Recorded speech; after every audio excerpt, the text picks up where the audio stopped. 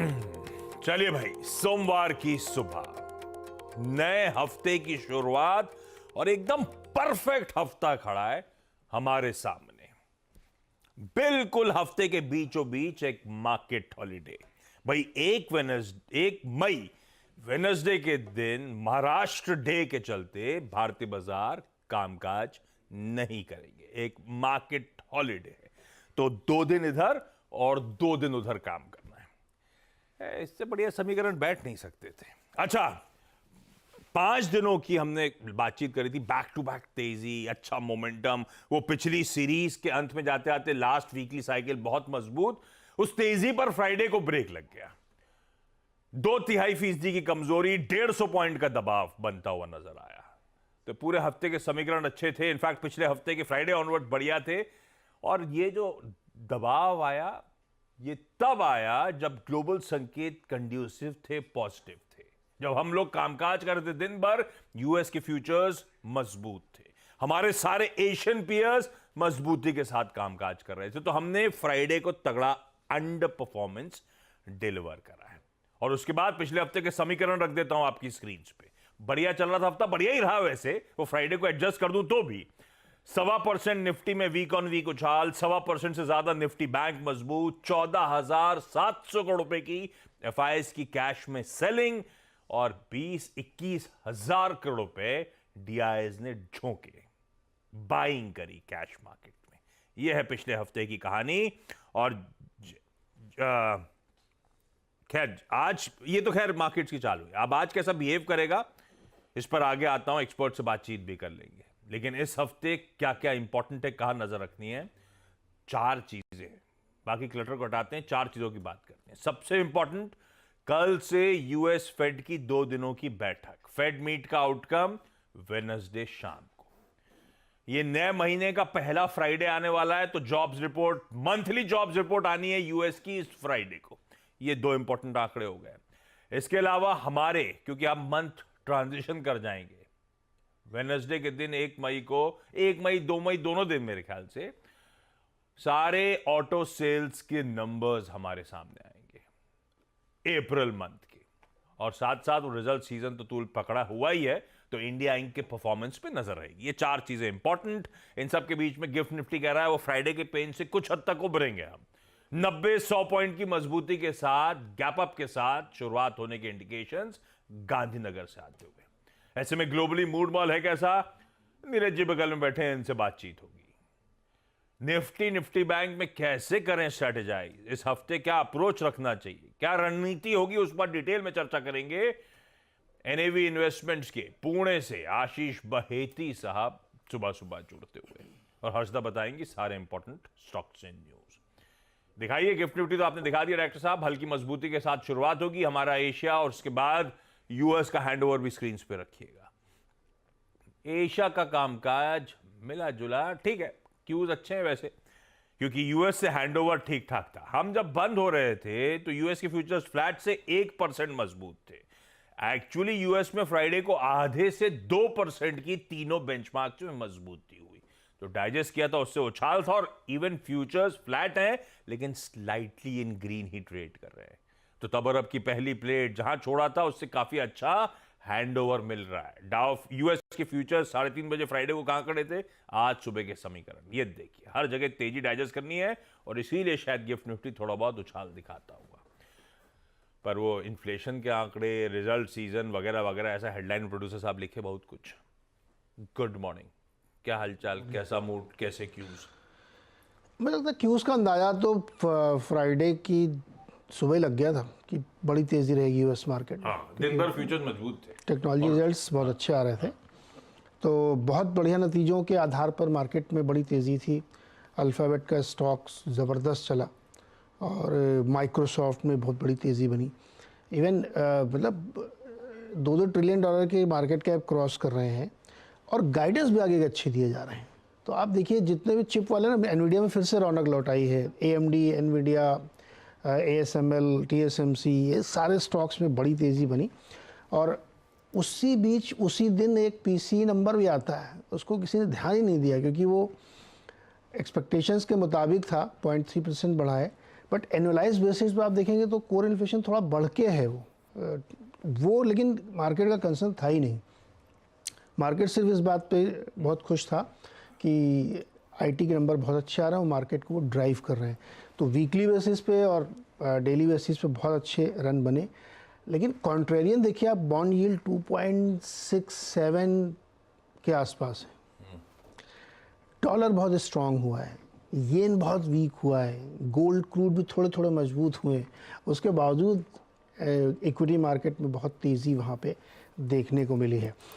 तो हमें लगता है कि डेली बेसिस पे उसको देखना चाहिए, जैसे नतीजे आ रहे हैं मार्केट वैसे ही वहाँ पे रिएक्ट कर रहा है। शुक्रवार को उसने बहुत अच्छी क्लोजिंग दी है नतीजों के आधार पर। अब जो ये फेड की आज बैठक होने वाली 30 अप्रैल और 1 मई को, इसमें कुछ होना नहीं है।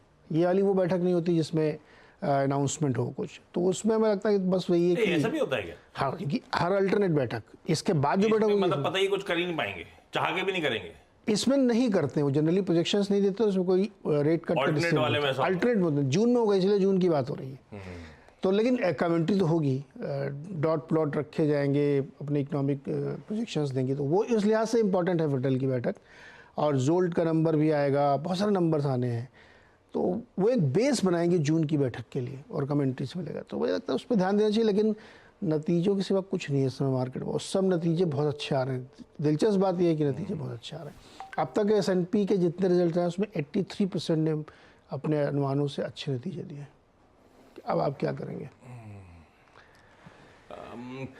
ठीक है, ये मतलब ग्लोबल इक्विटीज अच्छा मूड है, लेकिन थोड़ा सा इन्फ्लेशन का तड़का ऐड हो गया, डॉलर इंडेक्स वगैरह इंचअप कर गए, थोड़ा हैंडओवर मिला जुला सा है। मिला जुला सा, लेकिन मार्केट उस पर रिएक्ट नहीं कर रहा ग्लोबल। हाँ, वो हैंडओवर बढ़िया मिला है वैसे, इक्विटीज के लिहाज से बढ़िया मिला है। ऐसा नहीं, इक्विटी को मालूम है कि इन्फ्लेशन बढ़ रहा है, कंसर्न है, बॉन्ड यील्ड कितनी ऊपर चली गई है, लेकिन मार्केट उसको ध्यान ही नहीं दे रहा है, इग्नोर कर रहा है, क्योंकि उस समय वो सिर्फ एक चीज़ पे फोकस कर रहा है। तो क्या फेड भी ऐसा ही फोकस कर रहा है क्या? अब तो लोग देखिए, डिस्काउंटिंग दिसंबर की है भाई साहब, एक ही है, और इस साल और जून में कुछ नहीं होगा तब भी मार्केट को कोई फर्क नहीं पड़ता, क्योंकि उन्होंने मान लिया दिसंबर से पहले कुछ नहीं होगा। तो इसलिए मैं कह रहा हूँ कि क्यूज अच्छे मानने चाहिए। डरा के दिखाओ, हम तो अभी खुद ही मान गए कि दिसंबर तक कुछ नहीं करेगा फेड दिसंबर में बस, तो ठीक है। तो इक्विटीज रिएक्ट नहीं कर रही है, संकेत बिगड़े भी हों तो भी ठीक है भैया। अच्छा, आज ध्यान रखिएगा, मंडे बैंकेक्स और निफ्टी मिड कैप सेलेक्ट की वीकली एक्सपायरी का दिन, और आज रिएक्ट करना है बतेरो इंपॉर्टेंट रिजल्ट्स पे। उस पे 4 तो निफ्टी के ही नंबर्स हैं जिस पे हम खुलते ही रिएक्ट कर रहे होंगे, तो ये इंपॉर्टेंट है। लेकिन जो मूड है फ्राइडे के प्रेशर के बाद जो हल्का बहुत उभर रहे हैं, दरअसल मार्केट का टेक्सचर है कैसा, मार्केट्स को अप्रोच कैसा करा जाए, इस पे बहती साहब सुबह सुबह मदद करने के लिए जुड़े हैं। बहती साहब, वॉक करके आ गए हो कि वॉक करने जाओगे? Good morning Ashish ji. नहीं, वॉक करने जाऊंगा। देखा, आप फ्री हो जाते हो, आप क्यों नहीं जाते वॉक करने 8:15 के बाद? जाता हूँ ना मैं, न्यूज रूम में, कैंटीन तक जाते हैं और यहां से न्यूज रूम जाते हैं बस। अरे भाई साहब, वीक के बीचों बीच छुट्टी आई है, मुझे तो अच्छा नहीं लगता, मैं सबको मिस करता हूं। भाई एज अ ट्रेडर आप लोग अपसेट होते हो कि बीच में हफ्ते के आगे छुट्टी, एक दिन कमाई का मौका गया, ऐसा होता है क्या? जी आशीष जी, एक्चुअली अगर थोड़ा सा एक्सटेंडेड वीकेंड रहे तो कुछ प्लान अप किया जा सकता है वीक के मिड वाले में। आदमी सही, मैं फोकस बोला ऐसा देखो। कहेंगे कि नहीं हमारे लिए भी नुकसान होता है, बिल्कुल नहीं। बोले यार वीकेंड पे आए तो ज्यादा अच्छा था, एक्सटेंडेड या लॉन्ग वीकेंड मिल जाता तो ज्यादा बेहतर प्लानिंग हो जाती, पर ये नौकरी वालों के लिए बीच वाली ज्यादा अच्छी रहती है। एक दिन और आराम। हाँ, मतलब चलती गाड़ी एकदम ब्रेक लेती है फिर चलती है, मजेदार हो जाता है। खैर बैती साहब, अप्रोच क्या रखा जाए निफ्टी का, निफ्टी बैंक का कैसे देख रहे हो आप? ये अगर वाकई मिल रहा है 90-100 पॉइंट का गैप अप, तो जिस जोन पे खुलने वाले हैं, कितना कंफर्ट लॉन्ग जाने का, या फिर आप कैसे स्ट्रेटेजाइज करोगे?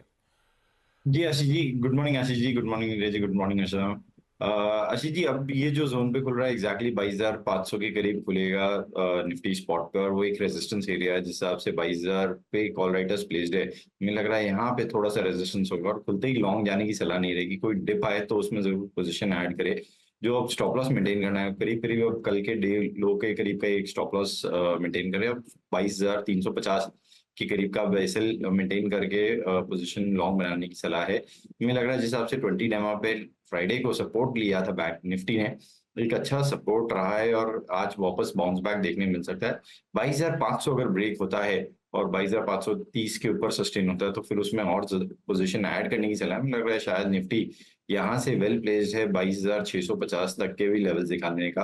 अगर मैं निफ्टी की पीसीआर की बात करूँ तो वो 0.75 पे था, फ्राइडे का क्लोज जो था वो न्यूट्रल टू नेगेटिव था, तो वहां से ज्यादा क्यूज नहीं मिल रहे हैं। बट ओवरऑल अगर मैं बैंक निफ्टी की बात करूँ आशीष जी, तो इसका चार्ट स्ट्रक्चर काफी अच्छा बना हुआ है। डिस्पाइट हमने देखा एचडीएफसी बैंक का कोई बहुत मेजर कंट्रीब्यूशन फ्राइडे के सेशन में भी नहीं आता हुआ देखने मिला, उसके बाद भी एक्सेस और आईसीआईसी के कारण बैंक निफ्टी में अच्छा मोमेंटम बना हुआ है और ये 20 डेमो से काफी अपने ऊपर कंफर्टेबली सस्टेन कर रहा है। तो यहाँ पर हम सजेस्ट करेंगे शायद खुलने के बाद भी लॉन्ग जाया जा सकता है, क्योंकि आईसीआईसी के नंबर्स पे आज मार्केट का रिएक्शन है और वो काफी अच्छे लग रहे थे। तो यहाँ पे मोमेंटम ज्यादा अच्छा बनता हुआ देखने मिलेगा और थोड़ी सी वोलेटिलिटी रहेगी, क्योंकि इसकी कल एक्सपायरी है, जो कि एक दिन प्रीपोन्ड हो गई है। तो इसमें थोड़ी सी वोलेटिलिटी देखने मिलेगी। जो इसमें अब स्टॉप लॉस मेंटेन करना है वो करीब करीब कल के लो का जो है 48,100 के करीब का अब इसमें एसएल मेंटेन करना है और हमें लग रहा है कि इसमें वापस 48,700 तक के लेवल्स देखने मिल सकते हैं।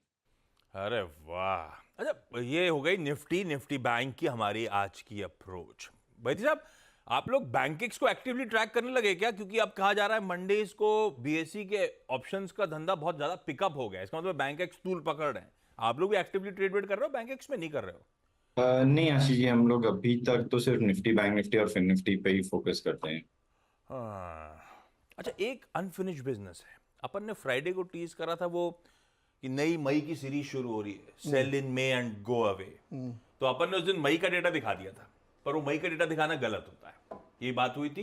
क्योंकि ये कहावत कही जाती है मई से लेकर अक्टूबर का फेज, छमाई वीक होती है हिस्टोरिकली मार्केट्स के लिए, इसीलिए कहा जाता है sell in May and go away. फिर लौट के आइएगा साल के 6 महीने बाद और फिर खरीदारी का मन बनाइएगा। अपन ने बैक टेस्टिंग कर ली। लाइए भाई, पिछले 5 सालों का मई से लेकर अक्टूबर तक का निफ्टी का परफॉर्मेंस दिखाएंगे नहीं क्या?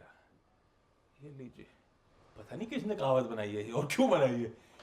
ये पिछले 5 बार का निफ्टी का परफॉर्मेंस आपकी स्क्रीन पर है। 1%, 18%, 21% और 5, 5.5, 6% के बीच बाकी दोनों साल। ये पीरियड मई से अक्टूबर गजब तेजी का रहा है। तो कहावत, अपनी वाली कहावतें अच्छी हैं हिंदी वाली, वो प्रैक्टिकल रहती हैं। ये अंग्रेजी वाले पता नहीं कहीं भी बस मन करा बना दी, इनमें कुछ प्रैक्टिकल। बैदी साहब, कैसी लगी आपको आवाज की इन डेप्थ रिसर्च? जी आशीष जी, काफी इंसाइटफुल है जो रिसर्च। जबरदस्ती बुलवा रहे हो, आप वॉक करने जाओ। बैदी साहब, थैंक यू सो मच जुड़ने के लिए। 8 बजे आपसे पैनल में मुलाकात होगी कुछ ही देर में। हर्षदा के पास चला जाए, सारे इंपॉर्टेंट स्टॉक्स न्यूज और रिजल्ट्स वगैरह समझ ली जाए। Harshada, good morning. Good morning. कई सारे नंबर्स और 4 निफ्टी कंपनियों पर पहले मार्केट रिएक्ट करेगा। शुरुआत बैंकों के साथ करते हैं, जहां पर आईसीआईसीआई बैंक के नतीजे आए हैं। मुनाफा 17.5% बढ़कर आया 10,707 करोड़ के आसपास। 10,323 करोड़ का अनुमान था। ब्याज से आय के आंकड़े में करीब 8% की ग्रोथ देखने को मिली है। 19,092 करोड़ का ये फिगर है। 18,982 करोड़ का अनुमान था, तो ये भी उम्मीद से बेहतर है। मार्जिन अगर आप ध्यान दें 4.4% पर आए हैं। ये इनफैक्ट 4.43% पर थे पिछले क्वार्टर में, तो थोड़े से स्टेडी है मार्जिन्स। स्लिपेजेस में स्थिति बेहतर है। 5,139 करोड़ का आंकड़ा देखने को मिला है। एसेट क्वालिटी में थोड़ा सा सुधार ग्रॉस एनपीए लेवल पर और नेट एनपीए लेवल पर। कंपनी का मैनेजमेंट बेसिकली ये कह रहा है कि यहाँ से रेजिलियंस देखने को मिलेगा और ग्रोथ नजर आएगी। उस लिहाज से कई सारा एक्शन कंपनी अपनी लोन ग्रोथ को लेकर बढ़ाने में लेती हुई दिखाई देगी। क्रेडिट कार्ड बिजनेस को लेकर आजकल थोड़ा सा डर बढ़ने लगा है। जैसे हमने पिछले हफ्ते देखा था, कोटक के खिलाफ एक एक्शन लिया था आरबीआई ने, तो इन्होंने कहा है कि क्रेडिट कार्ड का जो ब्रीच इशू हुआ था आईसीआईसीआई बैंक के केस में, सारे करेक्टिव एक्शंस लिए गए हैं। तो वो भी एक इंपॉर्टेंट स्टेटमेंट उभर कर आई है। अब आते हैं एचसीएल टेक पर। एचसीएल टेक के केस में मुनाफा घटा है, 8% की गिरावट देखने को मिली है।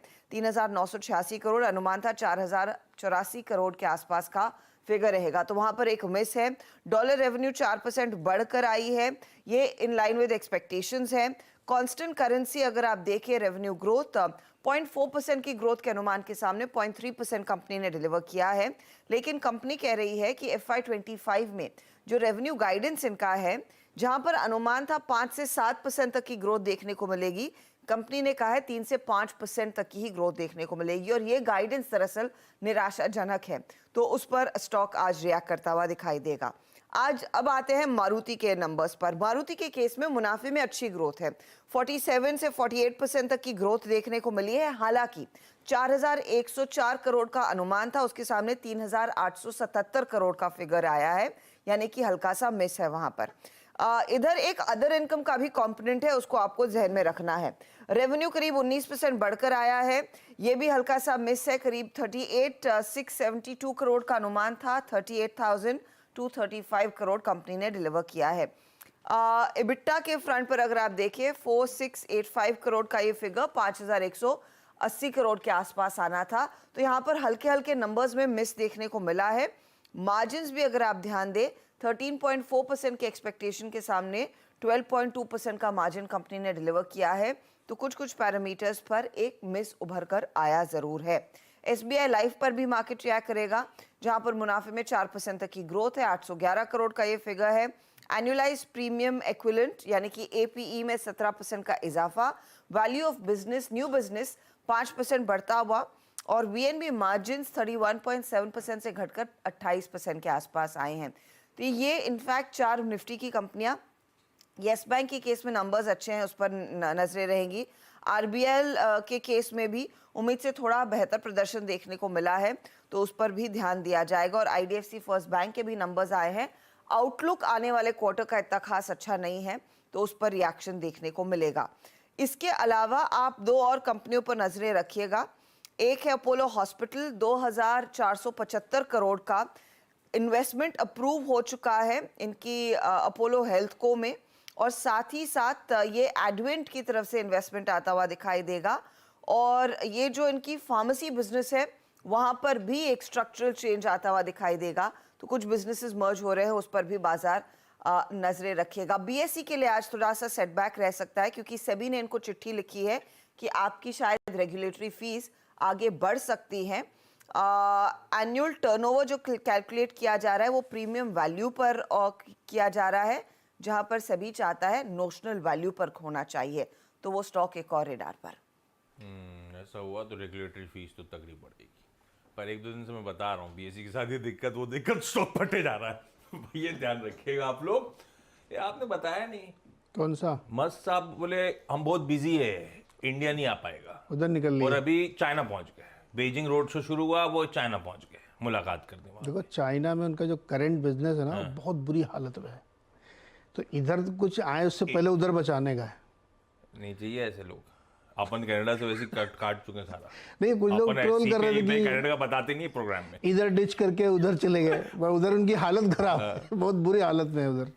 अपन देखा, आपने नोटिस किया CPI GDP कनाडा का हम बताना बंद कर चुके हैं। हालांकि फर्क पहनता ही नहीं, उससे क्या फर्क पड़ता है, लेकिन ठीक है, मस्त साहब चाइना हुआ है यार। ये बात सही है, उनके धंधे की वहां पे लगी पड़ी है वाट, लगी पड़ी है एकदम।